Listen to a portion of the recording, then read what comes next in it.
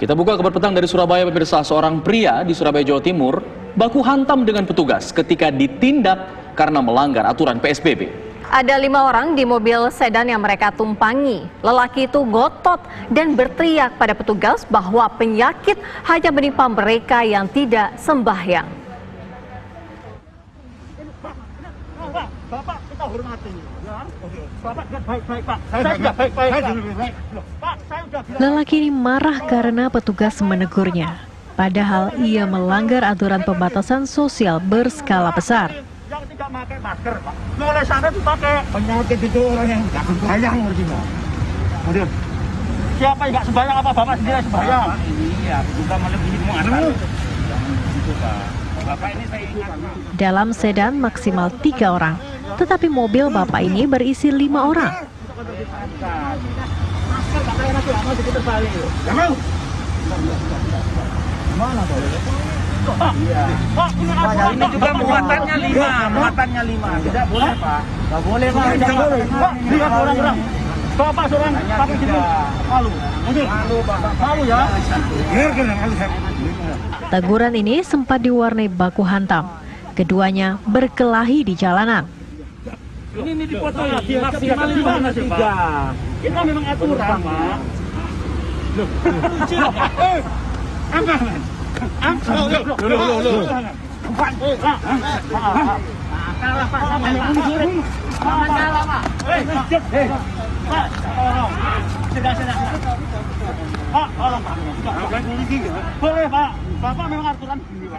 Karena lelaki ini tak bisa ditenangkan, petugas akhirnya membiarkan ia bersama mobilnya pergi.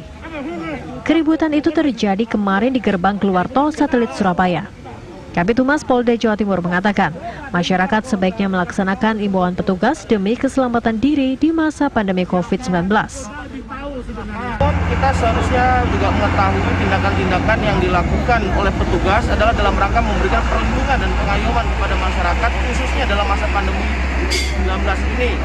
Nah, kemudian untuk tindak lanjutnya, ini akan diambil langkah-langkah, ya langkah-langkah yang diambil kita akan melakukan juga secara koordinatif dan komunikasi dan tindakan-tindakan yang sifatnya adalah melakukan tindakan untuk memberikan suatu efek deteran kepada yang lainnya. Untuk TNKB yang bersangkutan N1B itu juga dikaburkan dengan jenis kendaraan yang berbeda dengan warna yang berbeda. Yang sebenarnya adalah itu plat nomornya benar dan itu akan kita tindak lanjuti untuk mengetahui siapa kepemilikannya. Bapak dari Polda lebih tahu mestinya. Video keributan ini sekarang telah viral di media sosial. Sebagian besar warganet menyayangkan sikap bapak yang melawan para petugas dan merasa paling benar. Dari Surabaya, Jawa Timur, Samsul Huda, TV One mengabarkan. Kita sebagai bukti nanti. Kalau ada apa sebagai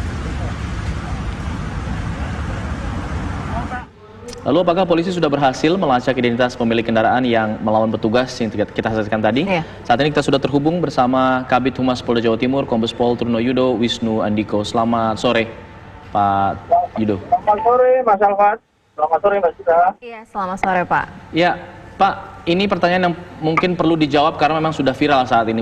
Benarkah pria yang videonya viral itu merupakan Habib Umar Assegaf, pemimpin salah satu pondok pesantren di Bangil, Jawa Timur? Ya, untuk kita ketahui ya, ada 2 viral video, durasi 1,5 menit dengan menggunakan baju putih. Ini kita dalami melalui TNKB atau tanda nomor pengenal identitas nomor pol kendaraan ya, nomor kepolisian itu N1B. Terregister di situ atas nama adalah Umar Abdullah Assegaf ya. Sejauh ini masih kita dalami untuk orang yang berdasari dari data yang kita miliki. Oke, untuk kronologinya seperti apa sih Pak hingga sempat terjadi baku hantam antara Habib Umar Assegaf dan juga petugas?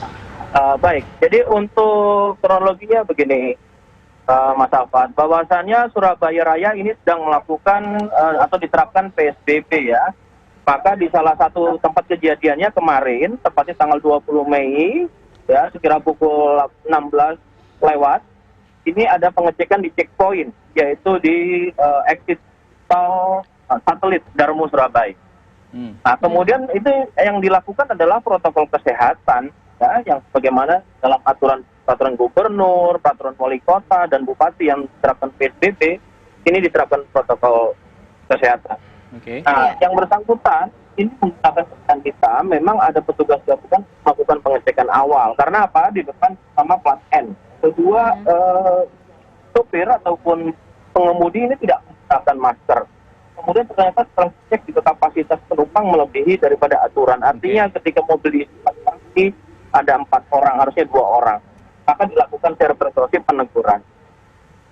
Iya, peneguran itu disampaikan kemudian tidak diterima begitu sehingga akhirnya terjadi baku hantam.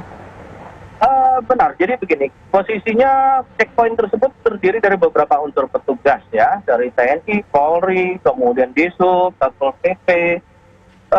Kita melakukan tindakan-tindakan yang bersifat persuasif, karena ini sifatnya adalah pelanggaran PSBB ya.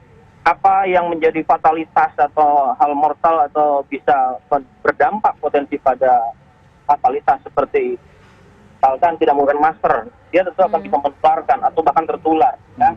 Ini kan suatu hal yang harus ditegur atau dilakukan tindakan melalui persuasi dan tidak dilakukan. Namun tanggapan respon dari salah satu penumpang yang menggunakan baju putih di video tersebut, ini tidak melakukan penutupan. Apalagi kita Surabaya juga sedang masa berduka ya. Kita ketahui pada 3 hari yang lalu ada salah satu garda terdepan kita, tenaga medis, perawat kita sedang hamil dengan janinnya 4 bulan, meninggal dunia.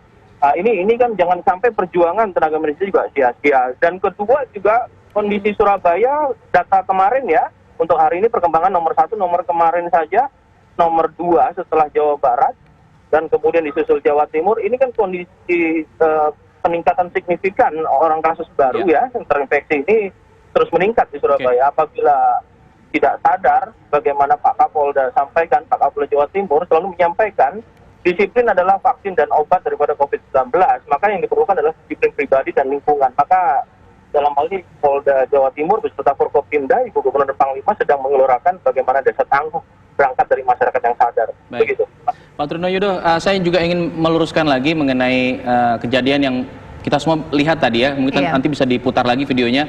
Apa yang kemudian menyebabkan Habib Umar ini merasa terpancing untuk sepertinya cukup marah begitu? Apa yang diucapkan oleh petugas? Dan kemudian kita lihat petugasnya justru melemparkan pukulan lebih dulu sepertinya. Video tentu kita akan lakukan pendalaman melalui forensik ya, digital forensik. Kedua, kita juga perlu mengambil keterangan petugas-petugas yang ada di dalam suatu gambaran video tersebut. Supaya kita lengkap ya, terkonfirmasi dan terdata. Dan mendasari pada berita acara. Sehingga sah ya menurut pada keterangannya. Kemudian kalau sekilas kita bisa lihat ya, itu tadi kami sampaikan sangat prihatin, semua tujuan masyarakat di seluruh dunia lah, bahkan termasuk di Surabaya ini, sama-sama berjuang, berikhtiar bersama bagaimana melawan COVID ini. Iya, ini artinya kasus ini akan seperti apa, Pak Trunoyudo? Apakah sebatas akan dibahas mengenai pelanggaran PSBB atau akan lebih meningkat?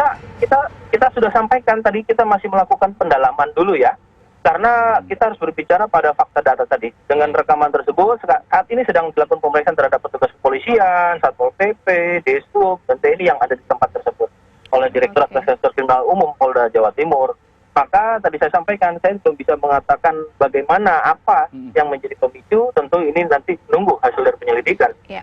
Baik, terima kasih Pak Kombes Pol Trunoyudo selaku Kabid Humas Polda Jawa Timur. Kita akan tunggu perkembangannya seperti apa untuk insiden ini.